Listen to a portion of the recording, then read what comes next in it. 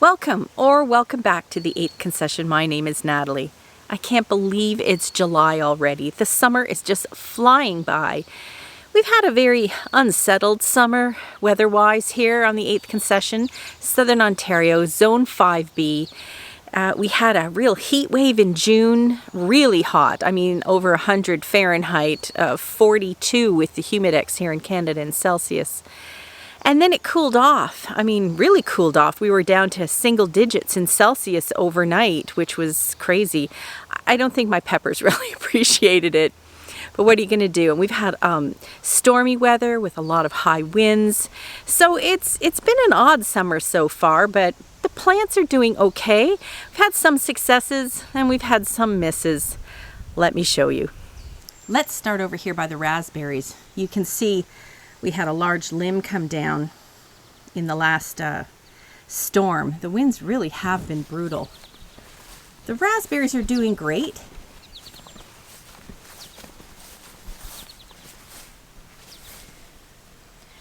You can see that we already have some ready.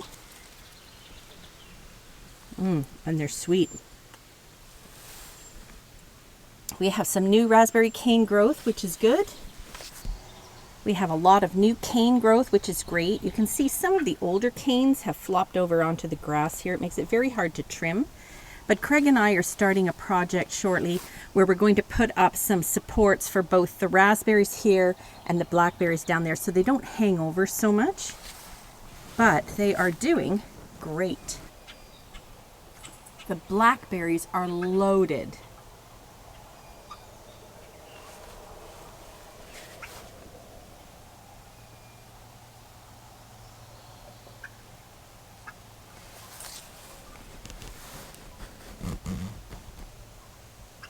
I'm going to have to find some new blackberry recipes.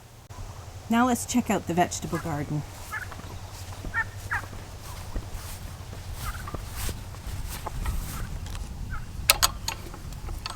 So nice opening a gate that doesn't fall apart in your hands.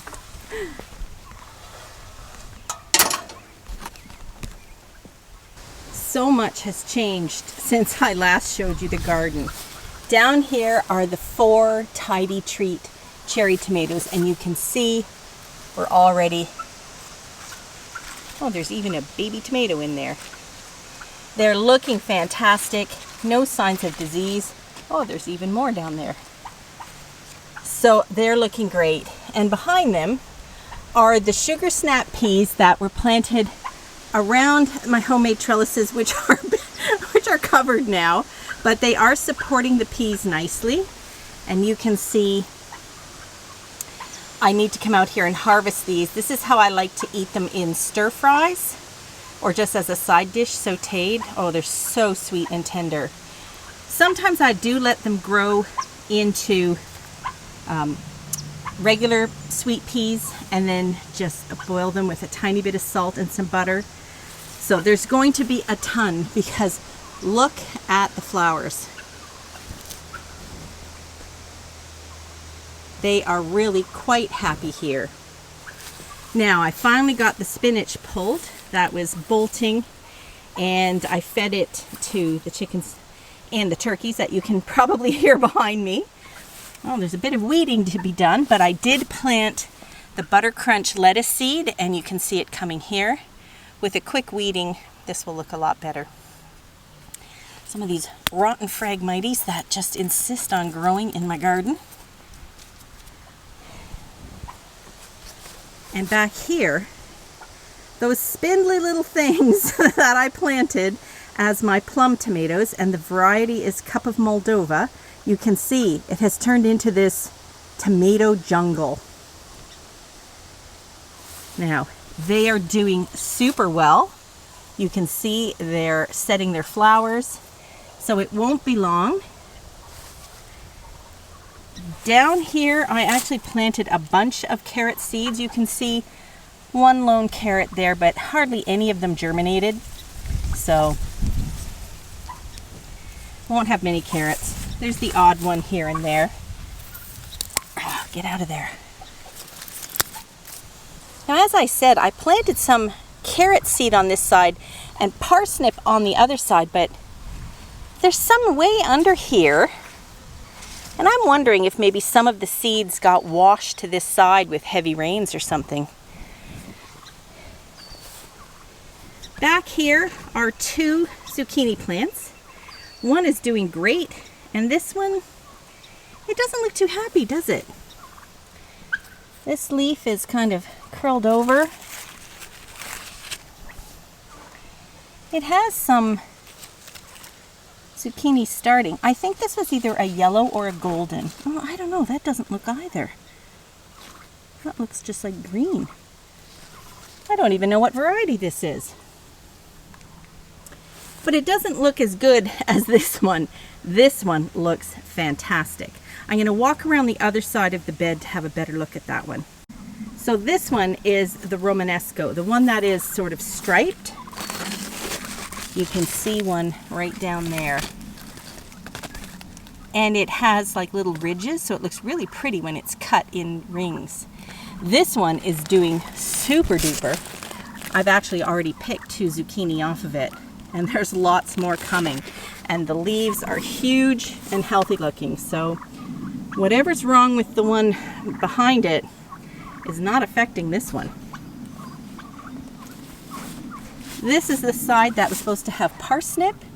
I can see 2 tiny ones, but certainly not a huge crop.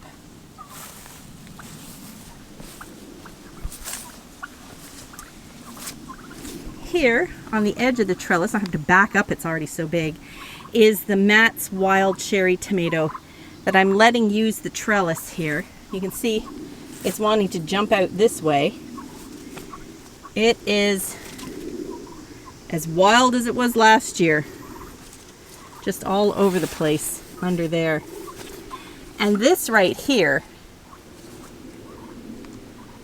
is my birdhouse gourd.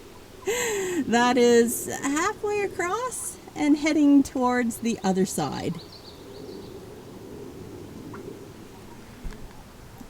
And that's why I only planted one, because I knew it would take over.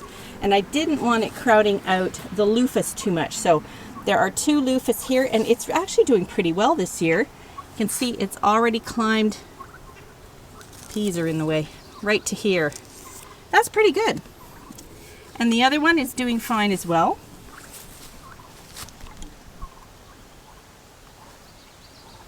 The scarlet runner beans are blooming. I just love the look of them.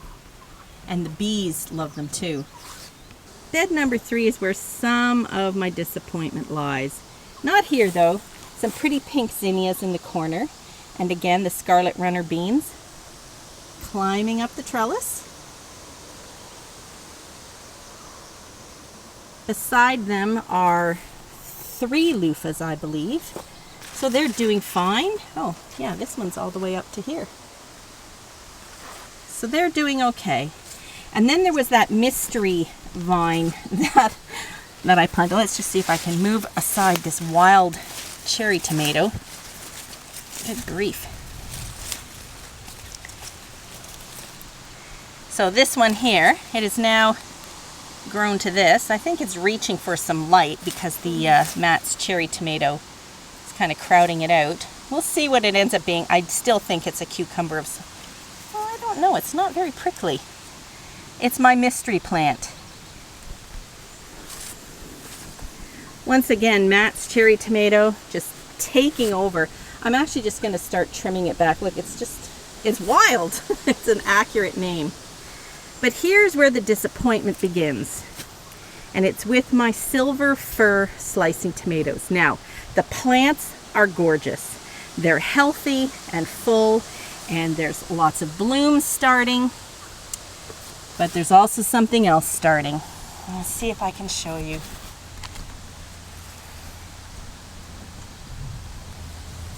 See that?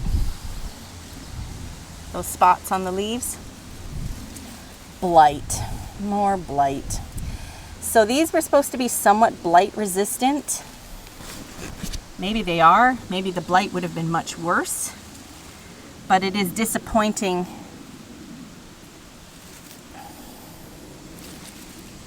It is disappointing to see it at all.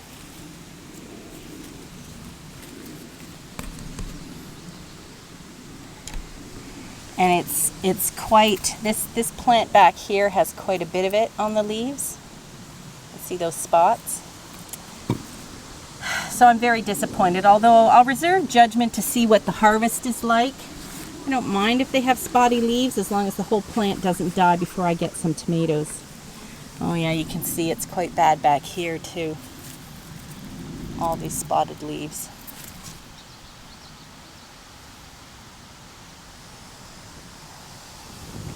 And there's blight back here too.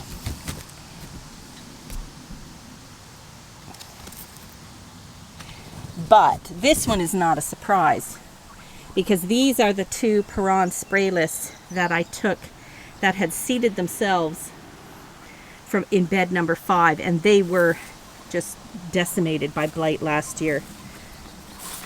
So I put them in on the off chance that I'd get a few tomatoes off them. You can see it's really... I'm going to come in and trim out all the blighty leaves, but honestly, once blight comes in, it's really hard to get rid of. But that is my chore for tomorrow, is to trim out all those bottom blight leaves. It's too bad because from up here, the silver fir tomatoes look fantastic.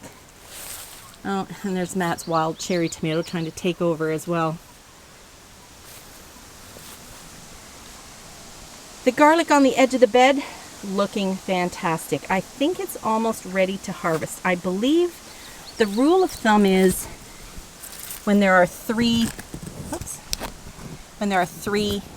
dead leaves. So I've got one brown one, this one. So I think once this one turns brown, I think that means they're ready to harvest. So it won't be long.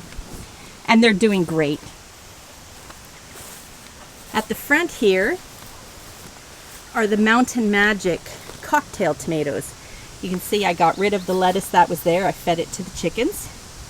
But the Mountain Magic is suffering the same fate as the others. Blight.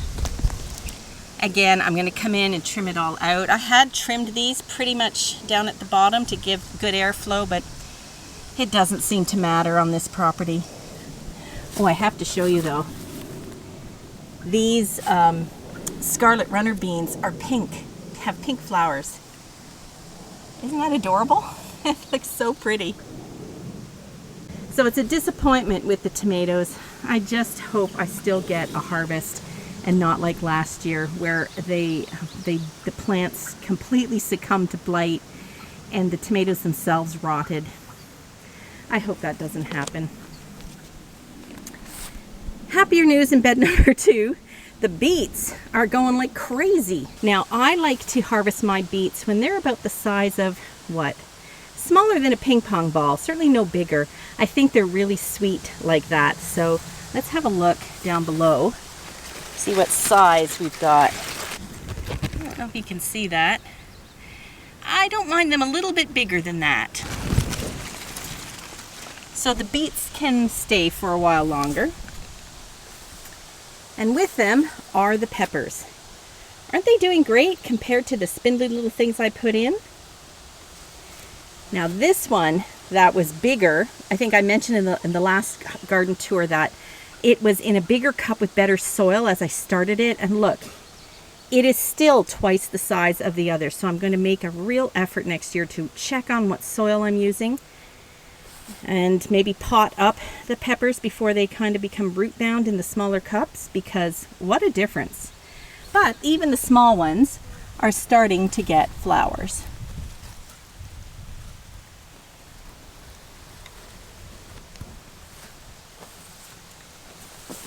My marigolds here. These are giant marigolds. Might have to trim it a bit because it's crowding out my royal black pepper. Remember the other one on the other side I wasn't sure was royal black? But if I look now, you can see the black tinge on the leaves. So I do have 2 royal black. And beets up this side. Now this trellis has my cucumbers. Here at the back are the Market More slicing cucumbers. And they are climbing. They're doing fine. And these ones, oh look, there's squash bug or a cucumber beetle. The little yellow and black ones, oh, they flew away.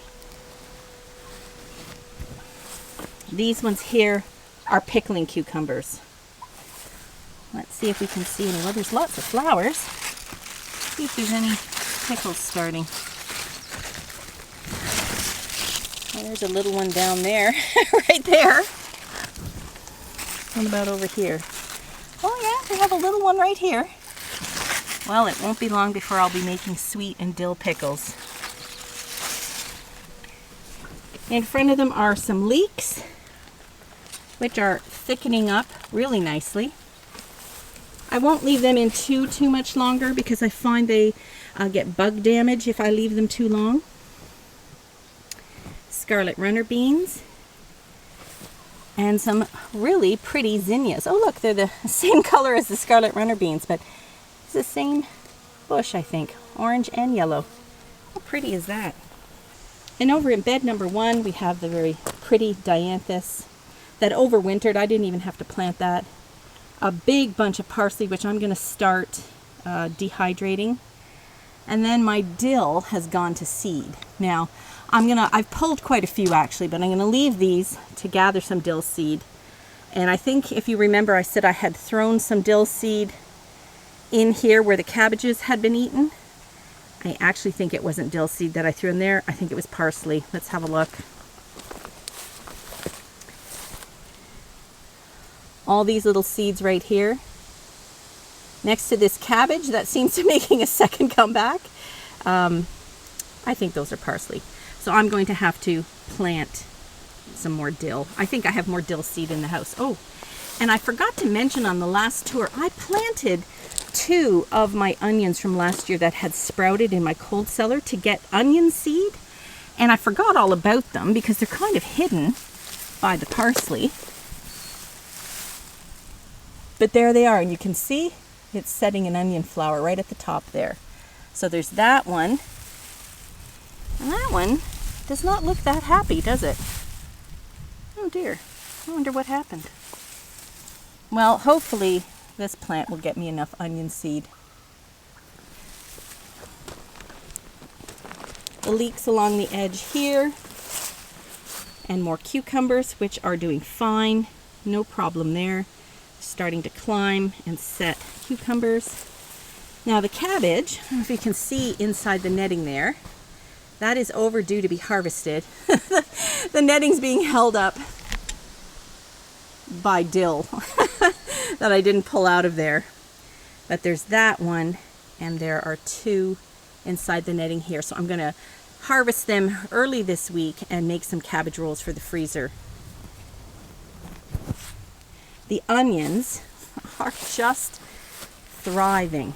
Look at this.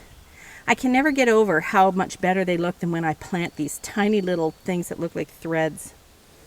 But they are bulbing up really nicely. We're going to have a good harvest. Now, if you remember, I planted some, they're called midget melon, and 1 watermelon in among them. Now I can see, here's the watermelon. So it's doing okay. Looks like the leaves have been eaten a little bit. But I don't see any of the melons, although I know some sprouted. I wonder if something got in here and ate them. Some more zinnias. Let's look on this side. See if we can see any melon plants. That's a weed. You know what? I believe that is one right there. You can see the sort of leaves there. It's not doing the best. Something is definitely eating it. Oh, look. And there's another one in there. I don't know how well they're going to do. Here is bed number 5. You can see the pumpkins I planted at the front are just absolutely doing fantastic. Oh, and I can even see a little pumpkin there. Now, as I mentioned, I can't remember where I planted the white polar bear pumpkins, and the other 2 are early giant. Well, this one has escaped, and it's already It's already coming out of the bed. Oh, there's a little pumpkin there. So yes, no problem here. And this one has jumped out of the, oh look, there's a pumpkin right there. That's a weed. There's a pumpkin. You can see how it has jumped out of the bed and it's just heading off into the garden there. In fact, I'm going to have to go in and actually do something because this is crowding out the kidney beans, whichever one is going that way. So I'm going to have to sort of pull it off to the side and have it go down there.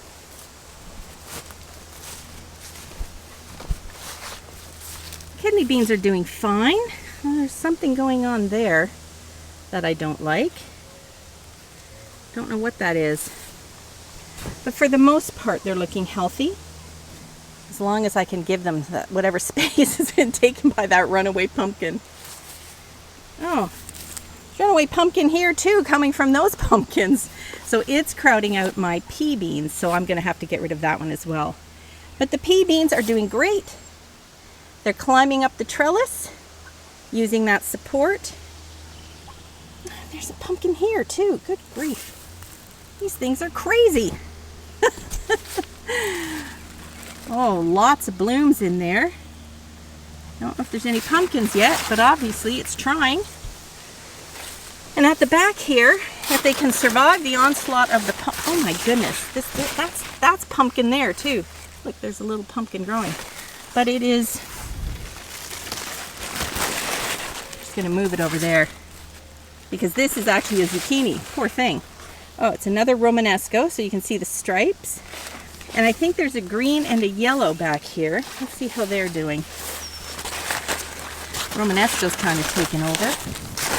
Yeah, this one in the middle. Oh, this pumpkin is also, oh, it has escaped out the back here. So this zucchini is looking decidedly sorry for himself because it's only this little bit here. Although again, he seems determined to set fruit. And this zucchini over here is doing better. I don't know what kind it is. Oh look, there's another pumpkin hiding. I think it's some variety of yellow, but it's got a weird shape to it. Oh yes, I can see now, it's some variety of yellow. Oh, they're coming.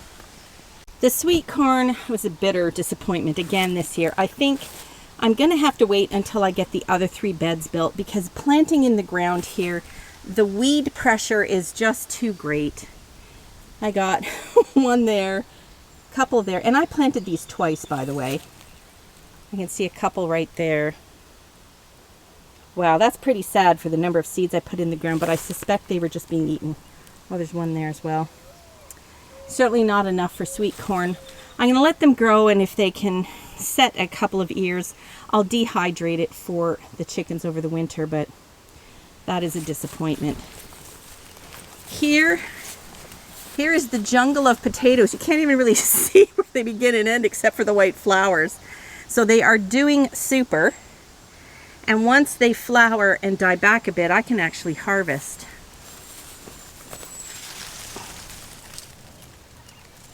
Yeah, they're looking great.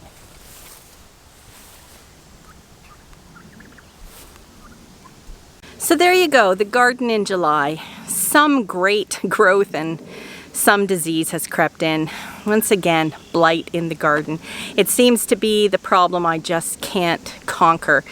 But I haven't given up. If I can at least get a tomato crop off, I don't mind that the plants have, suffered a bit of disease. I will just make sure I bag them up and not put them in the compost, but it doesn't seem to matter. By the time you get to that point, so many leaves have already dropped. They die off and they drop, and they are so brittle that they crumble into dust and it gets in the garden beds. So I try to leave the rotation. You're not supposed to plant in the same bed for 3 years, but because I only have the 5 beds and I need 2 of them for the 2 different kinds of tomatoes, it has only been 2 years since they were in this bed. So if I can get the other 3 beds built, hopefully next year, then at least I'll have a few fresh beds and I can let the others rest more in between. And I'm just gonna have to keep looking for a stronger blight resistance in my tomatoes. because it's disappointing to see those spots cropping up again. Anyway, we'll wait and see what sort of harvest we get from them though. Maybe it'll be okay. If the summer kind of dries up a bit, we've had a lot of rain, but it's kind of humid, hot weather, and then some rain, and then back to humid, hot weather. The perfect thing for fungus. If we can get the rain to stop for a while and just let it be dry and hot, that might help to slow down the spread of the blight. But if it keeps this up, we've even just had rain in between this video. I had to stop and to take the camera inside because we had a sprinkle, and like that's the worst thing, just to dampen everything and then bring the heat and humidity back, so that fungus is just having a heyday in there. We'll see what we get, but in general, I'm really pleased with the garden, and it's not going to be long before I'm going to be harvesting all kinds of things. As I mentioned, I've already had a couple of small zucchini that we fried up for supper. The peas are ready to be picked. The lettuce I was behind on sowing, but it won't be long before I can pick them. The onions won't be long. The beets won't be long. Those other cabbages need to come out. All of a sudden, there's a lot of harvesting to do, and that's pretty exciting. I hope you're having success in your garden and no blight. Bye for now.